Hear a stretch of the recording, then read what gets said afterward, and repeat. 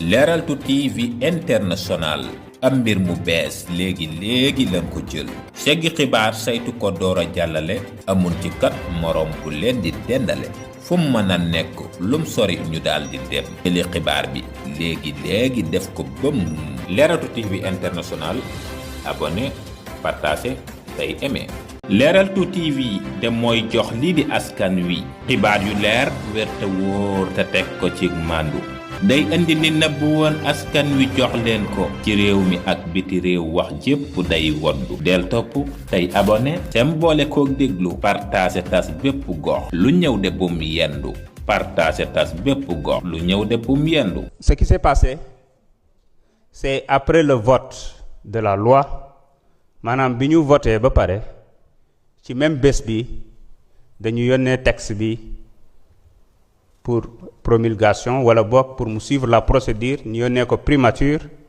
ñoom it ñu jël ko yónnee ko président.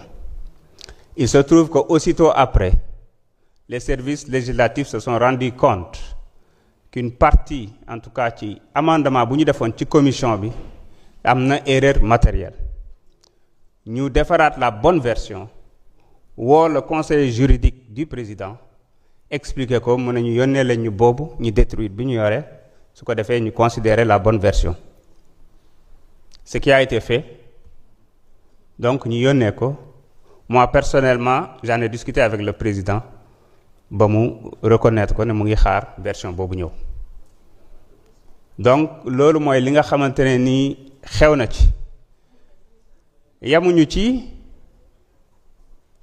woowaat nañu ministre conseil juridique parce que genre erreur yooyu yàgg na am ñoom dañuy envoyé ay projet de loi wala ay décret yoo xamante ne nii dañu koy xool gis ay erreur matérielle ñu contacter leen corriger def la bonne information wala parfois sax ñu def ay amendement gis ngeen fi loi bu fi ñëw def une quarantaine d'amendements donc c'est dans l'ordre normal des choses et ce qui a été retenu c'est de considérer la bonne version d'autant plus que benn bordereau d'envoi la à la même date mais ce qu'on a noté c'est que daa tenir compte ci deux versions yépp et ci base boobu la waxee ne day def demander seconde lecture nag mën na ko demander selon l'article 73 mais dama koy lire mu leer dans le délai fixé pour la promulgation le président de la République peut par un message motivé demander à l'Assemblée nationale une nouvelle délibération qui ne peut être refusée.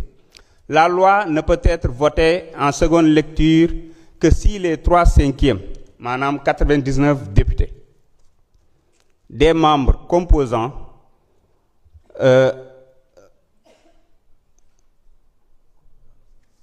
l'Assemblée nationale se sont prononcés en faveur mais mënoo ko def avant tant que délai de recours bi jeexul donc bu délai de recours bi jeexee la seule chose qui reste mooy demander seconde lecture mais ci période promulgation bi période boobu nag article 75 constitution da ko encadré ak article 93 bu suñu règlement intérieur mu ne le délai de la promulgation est suspendu jusqu'à l'issue de la seconde délibération de l'Assemblée nationale ou de la décision du Conseil constitutionnel bi nga xam ne fii amu fi yoon parce que recours amul déclarant la loi conforme à la Constitution.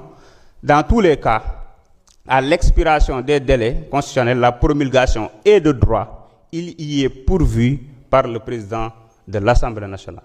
kon li ci am mooy bu li jeexee tey ci ngoon conférence des présidents dinañ réunir fixer le calendrier de travail ñu jàllale ko commission voté ko en plénière delloo loi bi et comme procédure d'urgence la au lieu de 8 jours c'était 4 jours te dañ ko suspendre donc dans la même semaine la promulgation va passer loolu je tenais à vous faire cette précision donc la conférence des présidents se réunira aujourd'hui à 16h pour fixer les travaux de séance en commission et en plénière.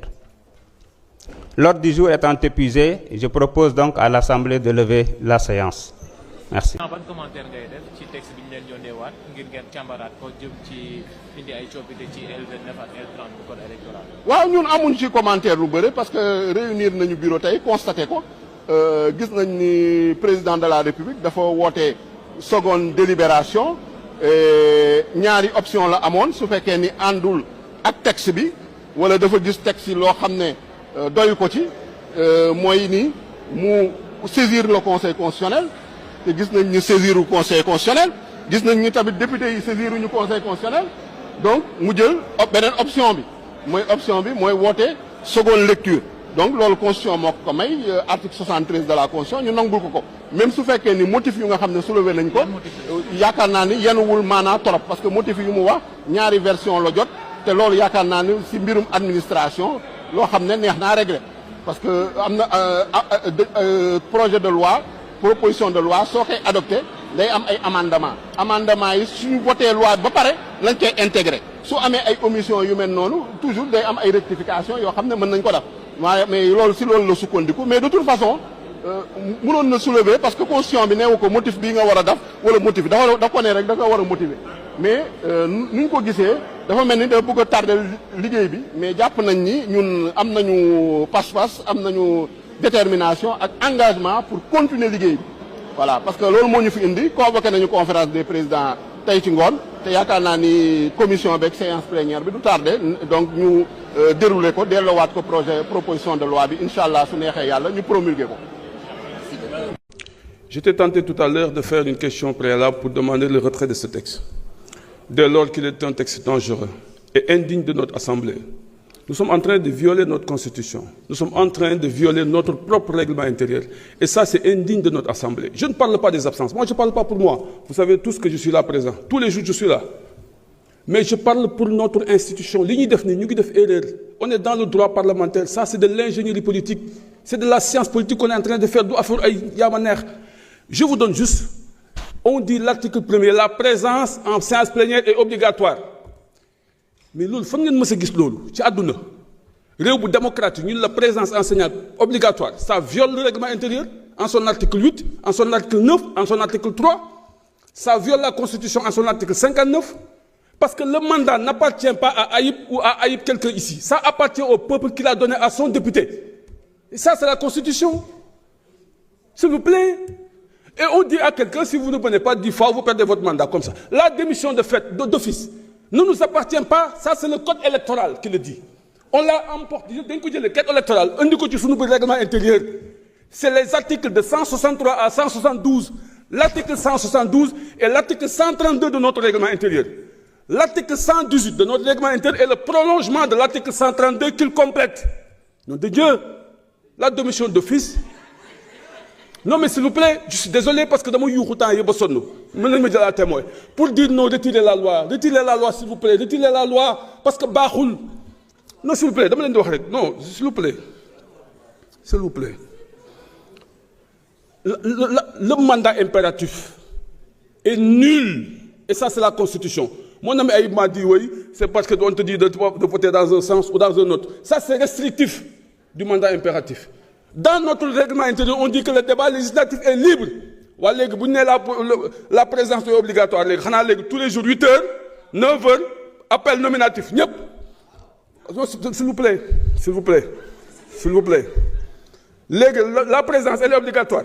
Le vote sera obligatoire, la prise de parole sera obligatoire, tout sera obligatoire. C'est non censé. Le vote n'est pas obligatoire au Sénégal, s'il vous plaît. Le jour du vote, c'est ça le Sénégal. Là, le vote n'est jamais obligatoire. Obligatoirement, tu dois être là. Tok toute la journée. Au vote, tu votes où? Quand tu vas mais quel est le sens de l'obligation d'être là? S'il vous plaît.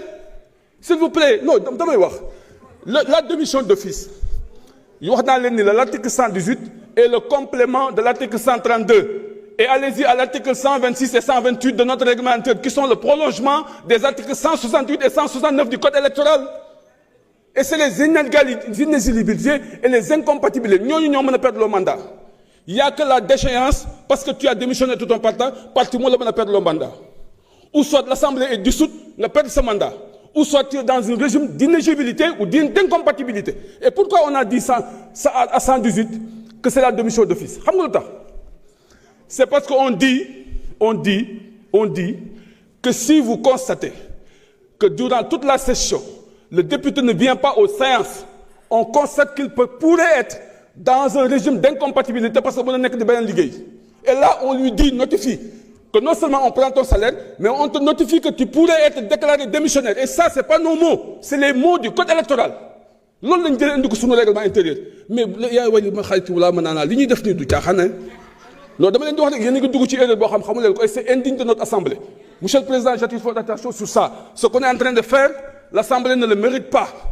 Et là, li may bañ moo ñu dem conseil constitutionnel mu dàqaat ko mu amati gàcce ci ñun loolu waruñu ko def nañu retirer texte bii dem waxtaan parce que baaxul je vous xool mun ngeen ni s'il vous plaît monsieur le président li may wax bizarrerie bi encore le contrôle parlementaire on avait une semaine tous les jours chaque semaine contrôle d'actualité chaque question d'actualité chaque 15 jours question orale chaque mois question d'actualité au gouvernement ay bii moo ko changé te bi ñu ko changé ñëw naa taxaw fii nii war leen koon changé xam nga lu ñu ma tontu dañuy dem politique yi dañuy dem ci suñu base yi c'est ce qu'on m'a répondu. Merci beaucoup. Et aujourd'hui on nous revient pour dire que c'est pas possible. Leral2 TV de mooy jox lii di askan wi xibaar yu leer wér te wóor te teg ko ci màndu day indi ni nëbb woon askan wi jox leen ko ci réew mi ak biti réew wax jépp day woddu del topp tey abonné tem boole kook déglu partage tas bépp gox lu ñëw de bum yendu partage tas bépp gox lu ñëw de bum yendu